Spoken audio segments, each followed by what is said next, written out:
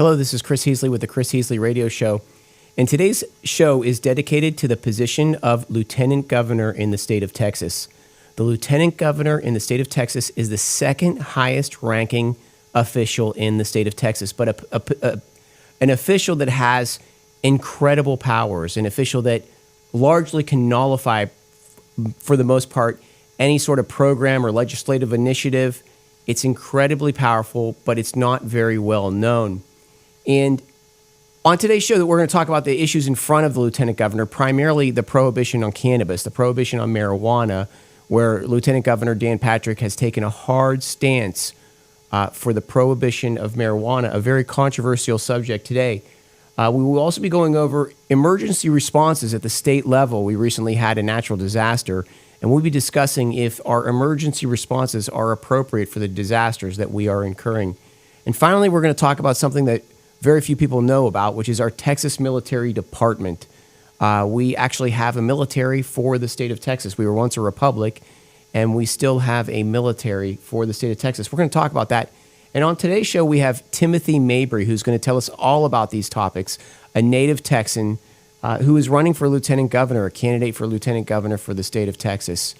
And Timothy, how are you doing today? I am blessed and highly favored, Chris. Thank you for having me on the show today. Great, man. It's good to have you. I'm glad you drove in from San Antonio.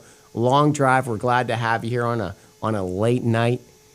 So, you bring to us a lot of really interesting subjects, and you yourself are an interesting person, an interesting man. At such a young age, shooting for the lieutenant governor position. Tell us about yourself. Yes, sir. So a little bit about me is I'm a 6th generation native Texan, and primarily on the female side. The female side stopped with my dad and then myself. But, we span back to my first ancestor was born here in not too far from Harris County in 1861. And I'm not certain when her parents came in here. But growing up in San Antonio, we learned all about the Alamo, the spirit of the Alamo, the spirit of Texas, what that looks like. And that come and take it type of mentality is how I was raised. And there is no greater country on earth than Texas. That's a good Texas humor joke, because here in Texas, we don't just see ourselves as a state. We still see ourselves as a republic. Yeah. So what year do you date your family roots back to? We can say that my first ancestor was born here in Texas definitively January of 1861. 1861. So Texas was already a part of the United States at that point, I think. Is that correct? That is correct, yes. Yeah, okay. That is fascinating. Yeah, I agree with you. I think that in this state, there is a spirit of independence that runs through the veins of every Texan, but it's largely being tested, right? There's this sort of leftist narrative pushing us into compliance, pushing us to be afraid of a higher governmental power. And really, I find that we need to dig down and find our roots in the state of Texas. We need to find our roots in the year 1836, when all was on the line, in the defense of the Alamo and the other battles. And that Texas spirit of independence, I think, is important now more than ever. Oh, it definitely is. See, that come and take it mentality isn't just a nice, shiny slogan or something on a T-shirt. That's the true mentality of facts over feelings. We don't care with what the government is trying to tell us. We don't care what someone's opinions are. We go based off of facts. And if the facts tell us one thing, we are going to go with that. And if you try bullying tactics, it's not going to work here.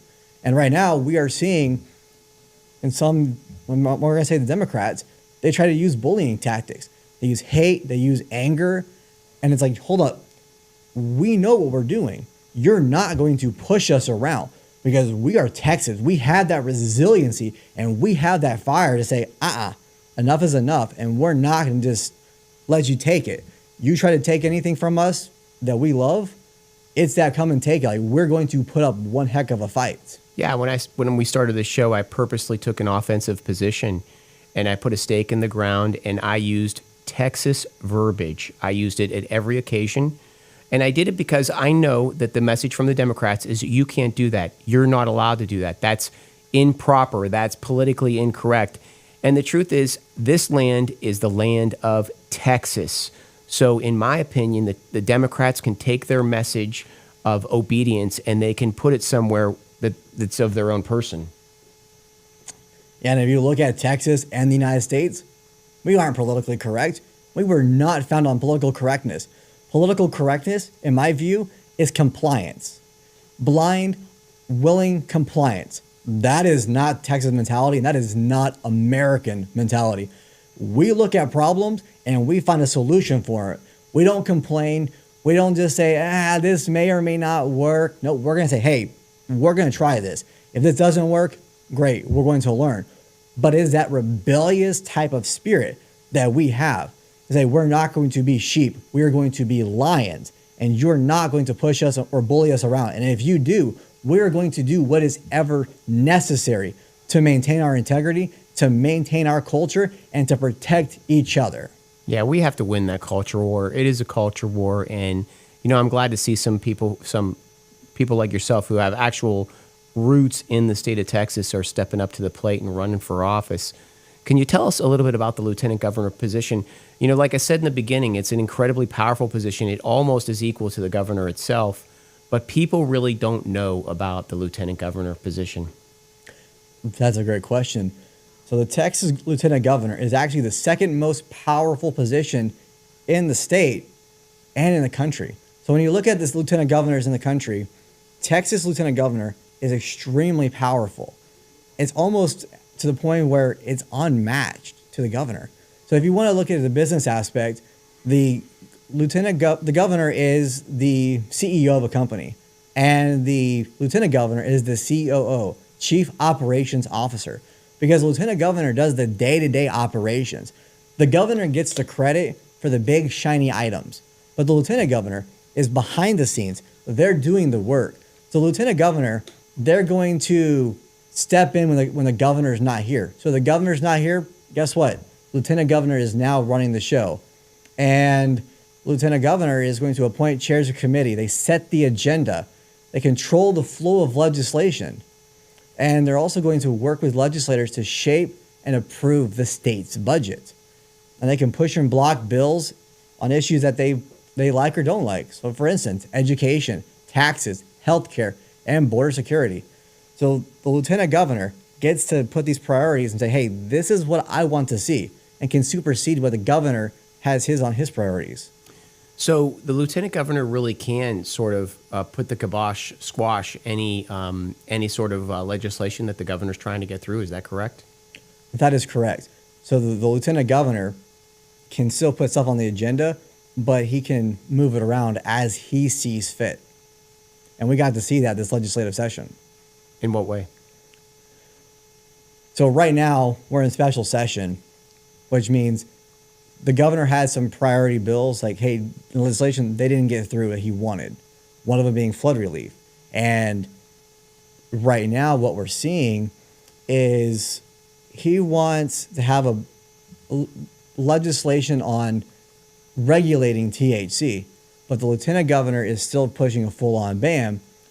But before the special session started, and during the main session, we got to see Lieutenant Governor Dan Patrick strong arm the Texas House of Representatives, because there was some legislation that he didn't want, that he wanted the THC ban to go through, but he held up school funding to base his agenda on.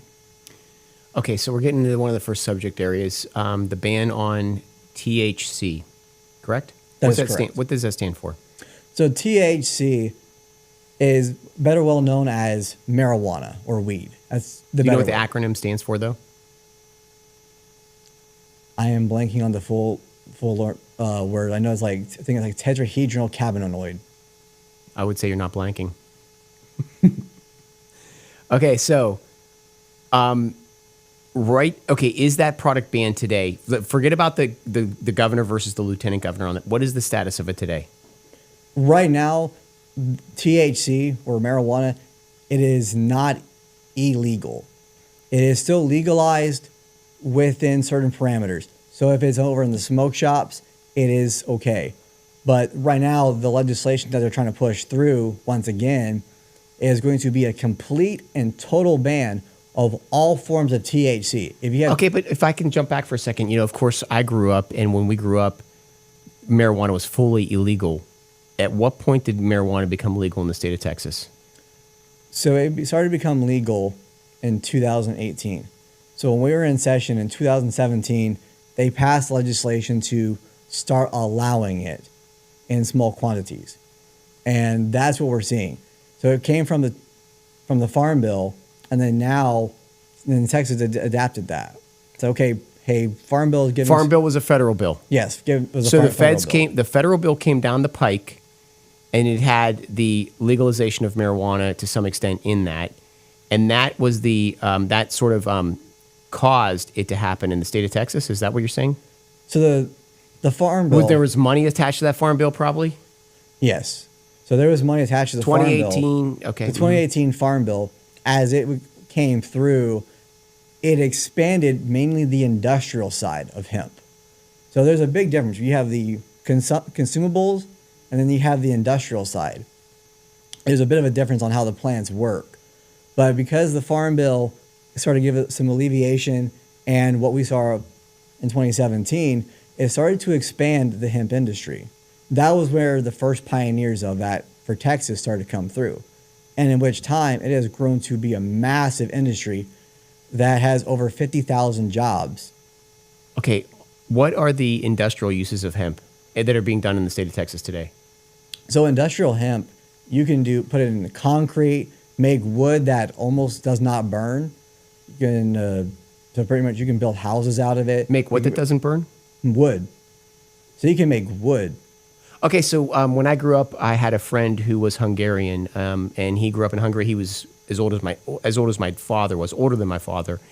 And when he was a young boy, which would have been, I don't know, in the 40s, in the 50s, he in Hungary took hemp and they made rope out of it, and it supposedly made the strongest rope that one could make. And then when he came to the United States and found out, I don't even know if they knew that you could smoke it when they were doing this in Hungary. He comes here and he learns this other purpose of it and that it's illegal. And for him, it was just this really, interesting moment for him to see this difference in the two countries and how they used one product. But absolutely, my whole life, I knew that had a huge industrial purpose. So you can put it in wood that doesn't burn. You can put it in concrete. Does it strengthen concrete? Yes. What else can you do with it? You can make clothing out of it. So pretty much any textile you can make. So when you put it into concrete, it makes it a little bit lighter, but also stronger. So you can make pretty much anything out of it. You can make about 50,000 products using the industrial hemp. And was it legal to use industrial hemp prior to 2018 in the state of Texas? No. So there's been a big villainization on hemp starting around the 1920s. Before that, we were using it for almost everything.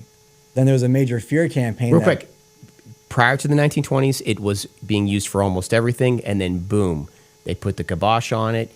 And after 1920 up until 2018, it was illegal, even in industrial use, correct? The industrial uses were extremely limited because it has THC in it. So right now, if you grow the industrial hemp, there are a lot of regulations and rules on it. So if you grow the plants, even the industrial side, if it has a THC quantity of more than 0.3%, the Texas Agricultural Department can come through and burn it. And they have to test that. Okay, but I thought you said in 2018 they largely liberated the use of industrial hemp.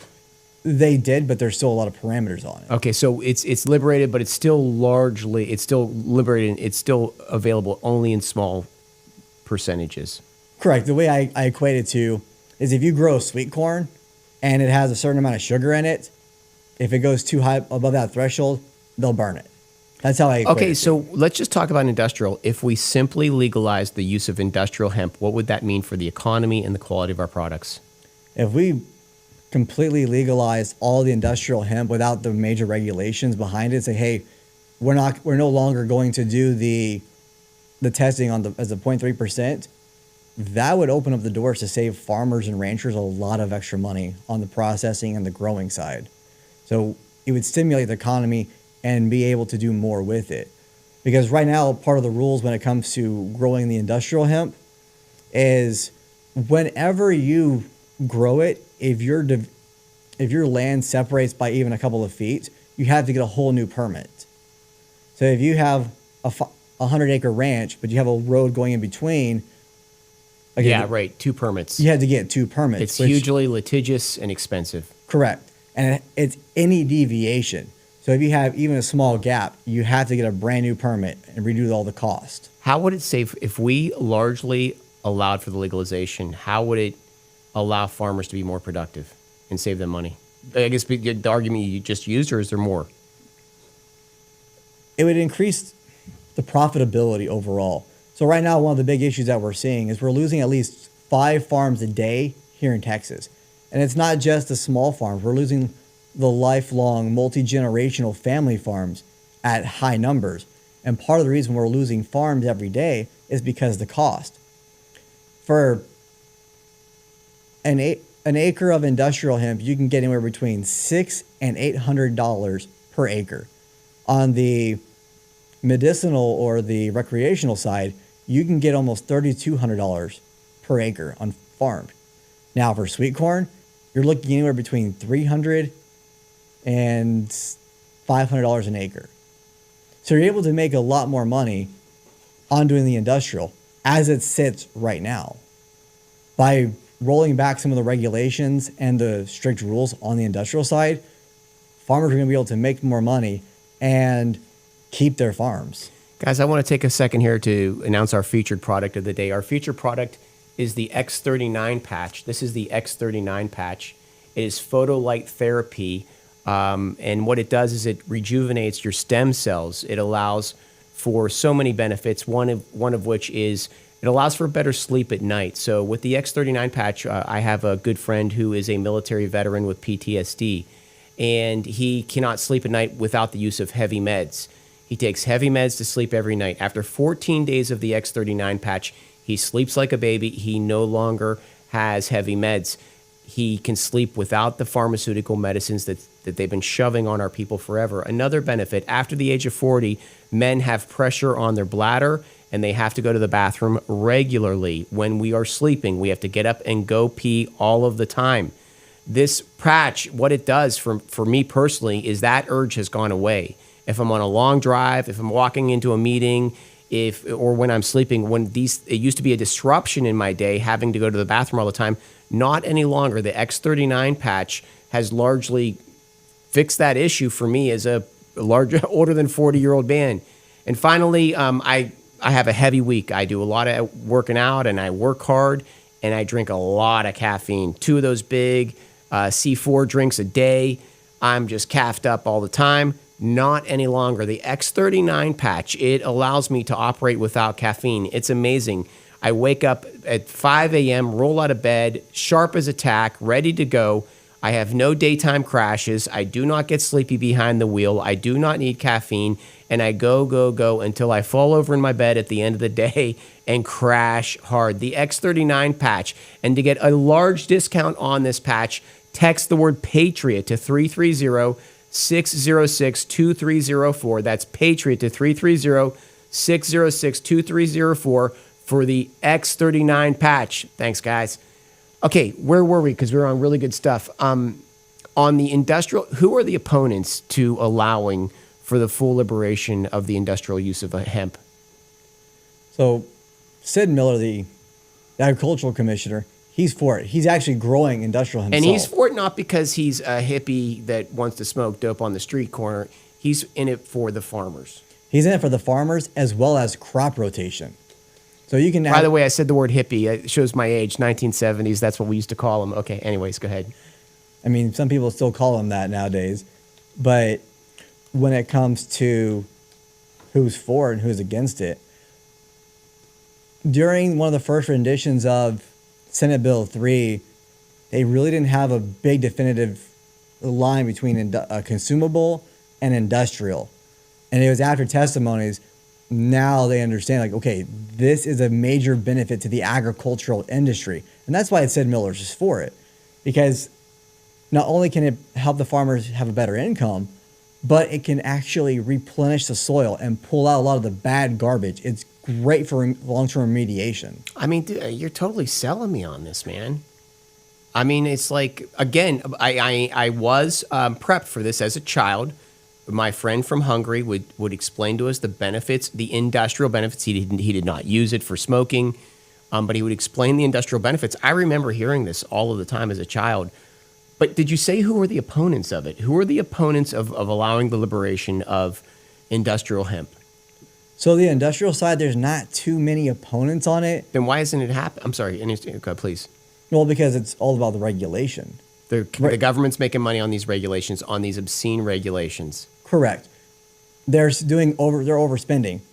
We were told, hey, we had the most conservative legislative session. That's not true. We drastically increased spending. But when you increase spending, you got to figure out how to get additional sources. That means more taxes or raising it or not abolishing. Yeah, I mean, this show, we've largely supported and endorsed the conservative candidates, but we're quickly learning that, where the left and the Democrats are a cancer, it's not like the Republicans are, a good student. And so I'm just trying to tell the citizens, we have to stay on offense. Please go ahead. Well, no, you're right. And it's not a left or a right issue. It's, hey, judging people by their actions. If you're voting for a bigger government and more control or egregious spending without decreasing, that's an issue. Personally, you can't just go out and spend as much as you want without a limit and then say, where am I going to figure this out? It doesn't work that way. You have to be fiscally responsible. Hey, if you're going to bring in, let's just say $1 million, you need to save at least 10% or more for a rainy day. You need to start stacking that up. Right now, a majority of our politicians say, hey, look, we have a surplus. We've been fiscally responsible in the past. Now let's go blow through that. And we're watching us spend a lot of money quickly. So I believe we need to doge Texas to actually cut down our spending because we have bigger issues. We got to fix our infrastructure. Yeah. I want to talk about that, but man, I am staying on this cannabis issue. This stuff is fascinating. So it's largely our own state legislature that is opposed to allowing this cash cow of overregulating an industry that would really lighten up our lives, is what I'm hearing. What about the recreational use of cannabis, of marijuana? The Farm Bill came through in 2018, and it allowed for this stuff. It was fully illegal to use cannabis on a recreational basis prior to 2018, correct? There was still the Texas Compassionate Use Program, or TCUP, that was founded in, I believe, 2015, 2016 is when the TCUP program first came into play. And that is the legal for medication of cannabis. So it was under specific guidelines where you can go and get it through a pharmacy. TCUP was started in 2015, and it was legalizing medical use of cannabis. Go ahead. Yes. And that's where we started to see the first actors and first companies started to come in. But the TCUP program is widely expensive. So you can go and get the same product. For instance, if you have a sleep issue, so there's different strokes for different folks. Some people, a patch will work. Some people, they'll go and get Ambien. Ambien doesn't work the greatest. Ambien's a very harsh, controversial chemical that you're putting in your body. Sleep meds, I've heard things said about these things. These are pharmaceutical products that I would not want to take, and I wouldn't want anyone close to me to take. No. Being in the fire department, I actually had a call one time where this person sleepwalked down the stairs and hurt themselves because they were on Ambien. It's common to have these type of issues. But if you go to the TCUP program, you can get some medication or a gummy that for the sleep issue. But the problem is it's going to cost anywhere between 3 and 5 times more for the exact same thing. I actually got to talk with a lady last week in Austin who was testifying, and she showed a jar and a bag of what she could get from TCUP. And she said one cost $90 and the other one was about $300. And she could go down to the local store and get it for $30. And she's a disabled Navy veteran. Okay, so TCUP was legalized. Tim, you're really Timothy Mabry, candidate for lieutenant governor, now telling us about the state of cannabis in the state of Texas today. It's very good to have you on the show, Timothy Mabry, running for candidate for lieutenant governor, telling us about cannabis in the state of Texas. Okay, so 2015 we had the teacup program, and a hugely expensive medical program, better than sleep meds, but at the same time, a huge chunk of flesh every time. It's a lot of money every time you want to use it. And so 2018 comes, the Farm Bill comes, and we see a large liberation in the use of, in the legalization of cannabis. What about on the recreational side? What happened? So that's when they started to expand it to where, hey, now you can start selling this in certain quantities over in these shops. But it was primarily some of the deltas, like Delta 8, Delta 9s, that you can get. All synthetic forms of THC are still illegal. So if you hear synthetic, those have been illegal since around 2010, 2012. So those have been illegal for over a decade. So that's been one of the fights that I've been hearing in the state legislature, is that there's synthetic strands that are legal. No, it's not. Everything you can get in a smoke shop typically is a Delta, and it's not synthetic. Synthetics are illegal because they have some major problems. What does synthetic mean? Synthetic is a man-made chemical that acts and replicates as marijuana. Okay, I don't understand. 2018 comes, the Farm Bill comes, it largely liberates cannabis in the state of Texas. What does that have to do with synthetics? Because right now, as they're Because that's not cannabis, is what you're telling me. That's sort of a man-made chemical, something that copies cannabis, but it's not actually cannabis, if I understand you correctly. Yes. So when you're hearing the public testimonies and what the state legislature is saying is they're still referencing items that have been illegal. They're using the wrong verbiage, and they're trying to use fear campaigns and tactics to say, hey, this is all bad. We need to do a complete ban of this. And then as a complete ban, it would also put it to where Texans would go to jail. So right now, there are hundreds of thousands of Texans who since 2018 have been using this for sleep, for pain management. And now the current legislation that's being pushed forward is to make it illegal to where now they can have penalties and go to jail. Okay, real quick, I'm sorry to keep asking this question. If I'm to the point of recreational marijuana that's legalized, am I able today to smoke marijuana cigarette and walk down the streets?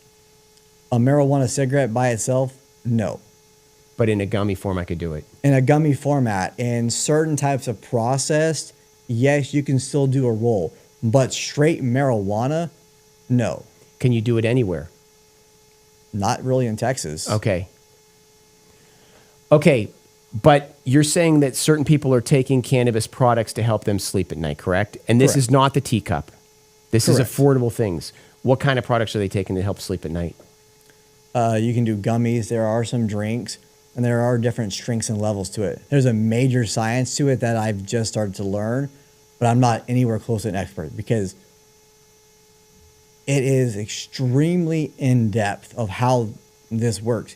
We actually have an endocannabinoid system in our bodies and with the receptors. So our bodies can work well with it. And that's not an area where I know the full science. I've been sitting and talking with people who do, and it's like, wow. I've listened to these testimonies for, at this point, several days now, and I still don't know everything. Each time you still learn a lot. And it's a lot of information to learn, but the more you start to learn, it is a better alternative than the over-the-counter medications that are deemed safe. What other medical benefits come with using cannabis? So it's a good treatment for pain, PTSD, anxiety. And if you have, I actually heard one story where this individual had cancer and they couldn't eat for days. The doctor said, hey, I can't prescribe this to you, but if you go down to the shop, have a couple of gummies, you're going to be able to eat.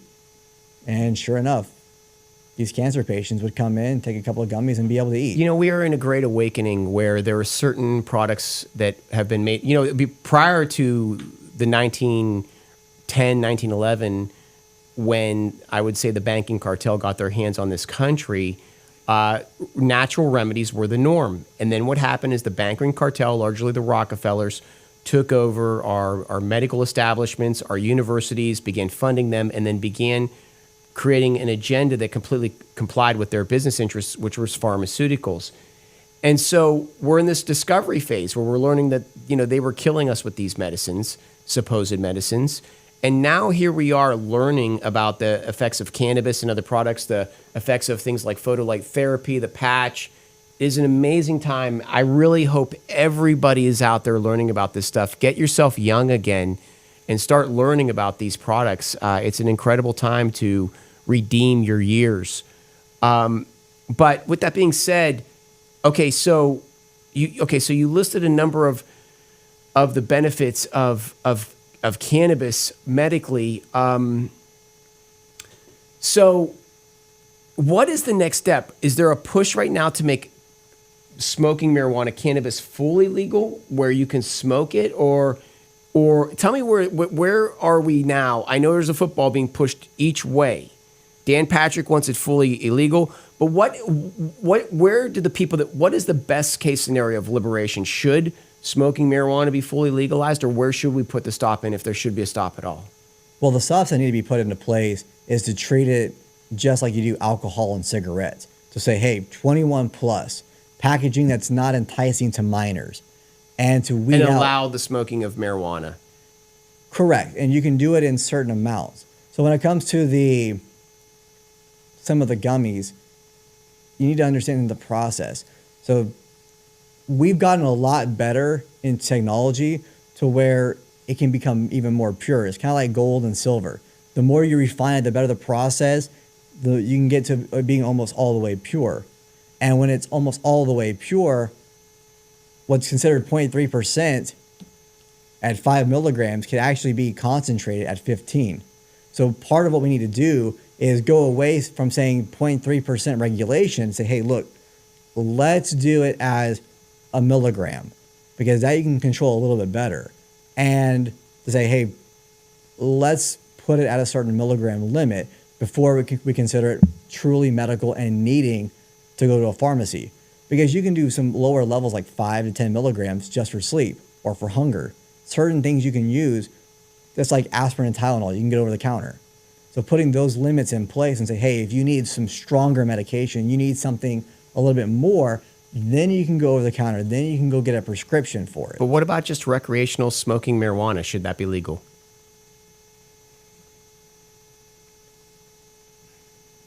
On that, I don't think it fully should be legal just to smoke it just fully recreationally in mass. So in small quantities, sure. I think it can be a benefit to do it, just like you do with alcohol and cigarettes. You have the right to choose on that. But I would say my full position on this would be, what do the people fully want? If majority of Texans say, hey, yes, let's do the full recreation and legalization, then your responsibility as an elected official is to do what the people want. That's how we're supposed to be. Like, if the people want something, and overwhelmingly, you need to be listening to what their people say and not your own personal opinions. Okay, so Dan Patrick is taking a hard stance against this. Greg Abbott is taking, I would say, an open stance towards this. He's okay with liberating it to a greater extent. What is Dan Patrick today? Why is he taking this hard stance? Dan Patrick is the lieutenant governor in the state of Texas. Right. So our current lieutenant governor, Dan Patrick, his stance is full on prohibition. And some of the things that he is stating is it's bad for the kids, it's enticing, and we don't know what's in the products. One product that he references quite a bit is Hometown Heroes. He actually, on a press conference, showed some of Hometown Heroes' products and then threw them into a box. Well, Hometown Hero, if you actually look at their products, it actually tells you what's in it. It's no mystery items. So they're using fear tactics and say, oh, it's bad for the children. It's being marketed towards them. But when you start following the money, and who is influencing him, you start to see that the alcohol companies and lobbyists have been putting money towards his campaign. He has a former staffer who is a lobbyist for a teacup company. So he has people who are paying into his campaign, who are good friends, influencing policies.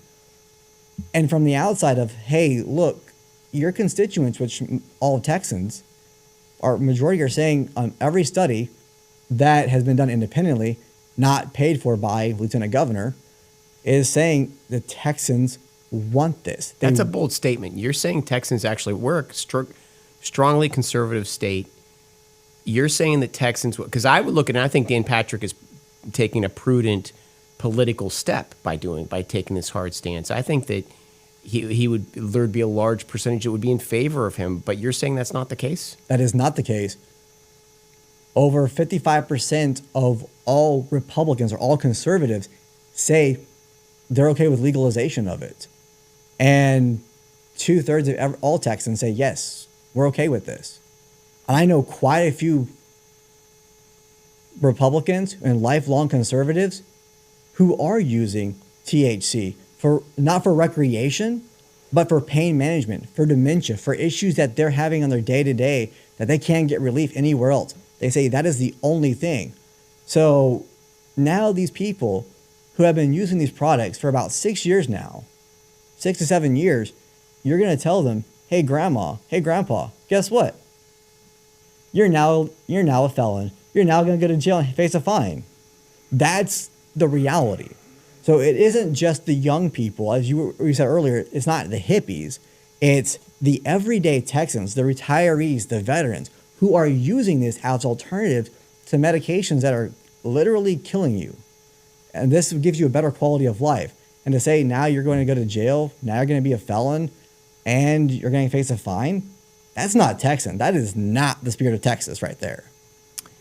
Timothy Mabry, candidate for Lieutenant Governor. Incredible hour that we have with this young man. Very bright, very intelligent. This is an incredible hour. I appreciate your time. One of the things that we discussed in the room up here, Timothy told us about the fact that the state of Texas has its own military department. What does that mean, we have a military department? Yes, sir. So the Texas Military Department consists of, as everybody knows, the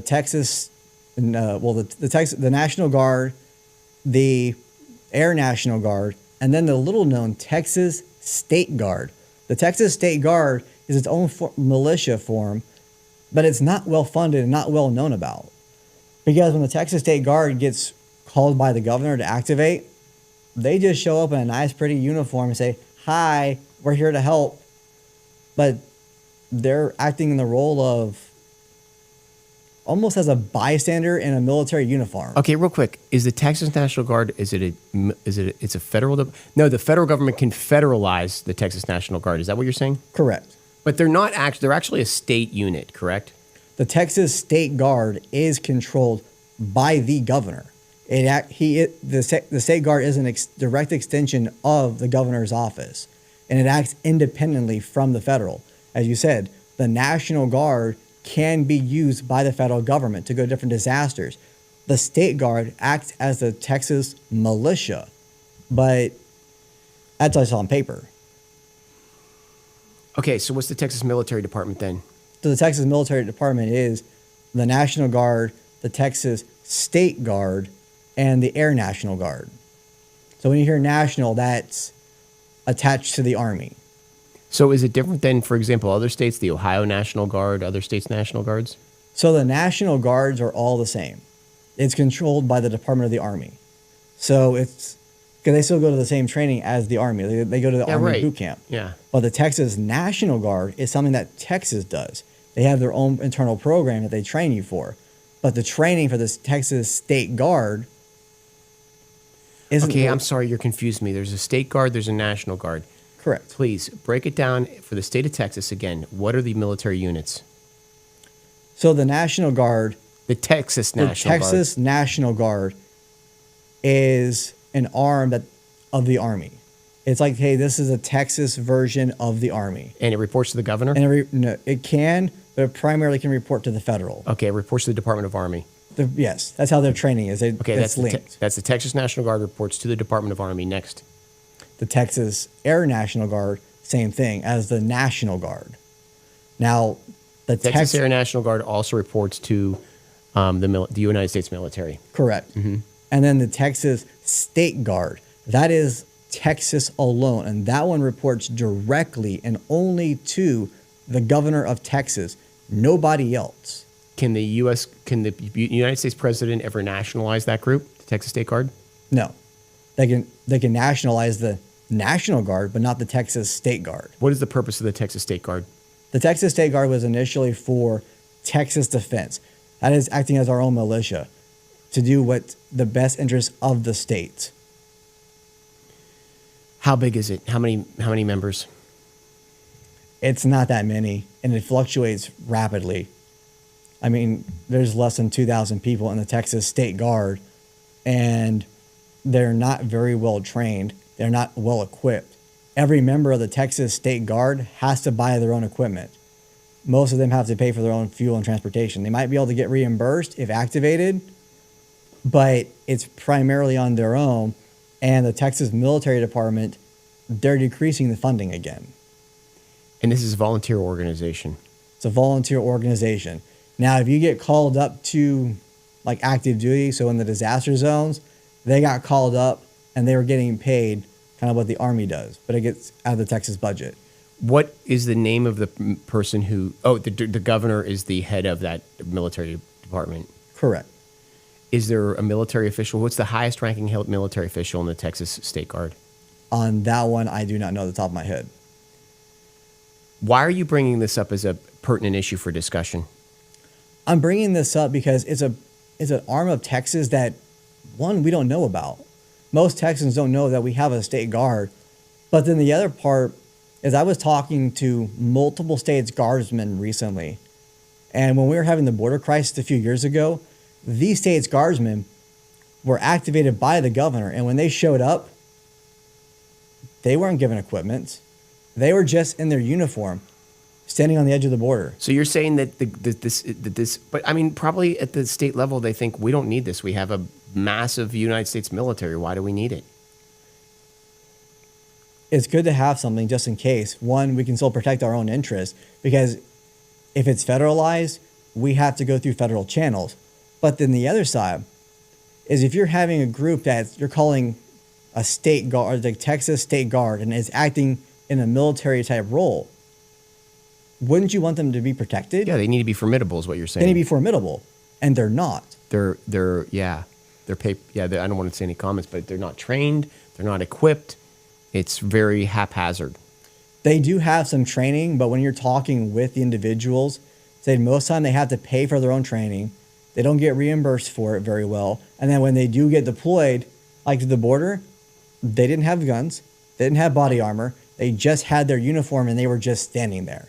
So when you can't take them serious in that regard. Exactly. Yeah. So when you have law enforcement, you have National Guard armed, and then you have somebody who looks like a National Guardsman without anything, they're sitting ducks. Well, what would you, if you're the governor, how much money would you dedicate to this and what would be your intended outcome? What do you want this group to look like? So this group, my view, it needs to be a full-on fighting force that's capable. Because if you're going to call it a state guard and that they're going to be able to defend Texans. Yeah, because it's just a title right now. Exactly. And we walk around, pound our chests. We're Texas. We're the only ones with our own national military or, statewide military.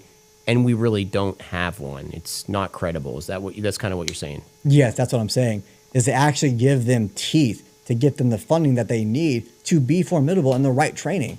Because if you're touting it as, hey, this is our own military, this is our own great force, it looks good on paper and from the front. But when you actually talk to the members of this group, they're going to tell you otherwise. Well, I mean, what would the numbers you want to see in it? What would be the enrollment? Would 10,000 members? What are you thinking? I think we at least need 5,000 to 10,000 people and actually get them trained often. And they would be weekend warriors. They'd be working their full-time jobs. They would be paid for part-time employment. Correct. And then even have some full-time just in case something pops off. Hey, you can get there quick. But also to own our own type of equipment. When I say own type, I mean our own aircraft, our own Navy. I want to be able to expand that to where, hey, we have our own Texas State Air Wing Navy, and to actually get them the proper equipment that's needed. Because if something ever happens, we want to be able to defend ourselves, but to be able to move quicker. And that's just our mentality of Texas and this U.S. We were formed on militias. We were formed on citizens pushing back against the government. That's how we were formed. We've obviously learned in these past decade plus that a check and balance system is essential to life, or if not, we're just dominated by a one world government. So to finish up here, let's talk about the emergency responses at the state level. You see it as an issue. I think that you're seeing the Hill Country floods as a reason. Tell me what your opinion is on that and why you've come to the conclusion. So one of the problems that we're seeing is a lot of emergency managers aren't well trained. And we actually got to hear in some of the public testimonies that it's an appointed position that they need to check a box and to fill. As one of the county judges stated, we can't afford to pay someone to do the job correctly, because however much training that they would need and that it would require, they can't afford that. So they're appointing people at a lower rate and who may not be qualified in the response. And then these responses, it can get crazy. So this Hill Country flood that we had, there were multiple counties that got hit and affected. Kerrville, Kirk County got hit the hardest. There is no one questioning that. But then you had other areas like Leander that had about 10 people pass away in that county. And I stood in Leander, specifically Sandy Creek, where there were 6 people who passed away out of 2 homes. And the devastation was just massive. And it's to create a better coordination between the state, federal, and the volunteer groups that come in. Because when a disaster happens, it's not the federal government or the state government that does the cleanup, that does the big punches. It's a lot of the volunteer organizations that come in, they do the cleanup, they help out. They're the ones getting the donations in the places that need it. So it's a better coordination between those. I got to watch quite a few people, including myself, getting turned away by local officials saying, oh yeah, no, we're good. We have all the help that we need. And then you drive down the street, not even a minute, and you see complete devastation. There was one area in Sandy Creek that we went to where the floods happened on July 5th on Sandy Creek. So July 4th, Kerrville got decimated. The next day, Sandy Creek got hit hard. And that was a Saturday. That Wednesday, some of the officials were starting to come down that road, and they were like, oh my gosh, we didn't realize you got hit that hard. Like, we didn't think the devastation was this bad. And that is 5 days into the incident.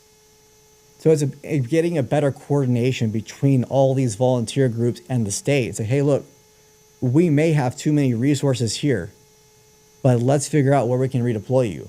Because we had people coming from all over the country to different parts, like Kerrville, and saying, hey, we're too busy here, go home. We have enough help, we're good. My phone, I got at least 5 phone calls in one day from groups who were getting turned around in Kerrville. I was like, hey, do you need assistance in Sandy Creek? Do you need assistance in this area? And it's like, yes. Are you sure? Do you still need help? This one guy asked me 5 times while on speakerphone, do you have work for us? Can we actually work? And I was like, yes, we do. I was sending them pictures. They're like, okay, great. We're on our way. We'll be there within 2 hours. So we got to see a lack of coordination and then accountability. Because on every natural disaster, it's the same thing. It's he said, she said, it's your fault, it's not mine. And unfortunately, we watched people like emergency managers or even county judges, they're the scapegoats. They get put on the chopping block. And we watch it as a witch hunt, wherein some of these issues can be solved in the state legislature and they refuse to. So when a disaster happens, they're now blaming the emergency manager, the county judges. They're blaming somebody else and saying, you know what? hey, we screwed up. This is our fault. And we watch the scapegoating happen. And at the end of the day, things don't get rebuilt. People don't get to have their home, get to live back in their homes. And it takes forever to get assistance. That's the real problem. So we need to streamline this by working closer with organizations, speeding up the amount of recovery time, and getting people back into homes. For FEMA, if you've been devastated, FEMA does not authorize a rebuild until a year later. So for the July 4th people who lost their floods on the July 4th and 5th, they cannot even start rebuilding their homes until July 4th or 5th, 2026. That's insane. What are you going to do in that meantime? Live in a hotel, an Airbnb, hope somebody can find you a spot. So it's to streamline that process and push it forward. And that needs to be a top priority because let's face it, disasters happen all the time. This isn't just a one-off event. Very well put together. Very well put together, and I cannot argue against that. Well, Tim, our hour's come to an end. Man, it was incredible. I didn't know what to expect from this. I never met you before. You driving in from San Antonio, but this hour has been incredible, and I think that you're a very interesting man, and I am very interested in seeing what happens in your candidacy for lieutenant governor. I appreciate that. Time flies when you're having fun. Like it's now 8:06. Damn, I didn't even realize it was. Do you want to give out your website or anything like that on the way out here? Yeah. So if you want to get involved, learn more about who I am, you can go to Timothy4TX.com. Once again, that is Timothy4TX.com.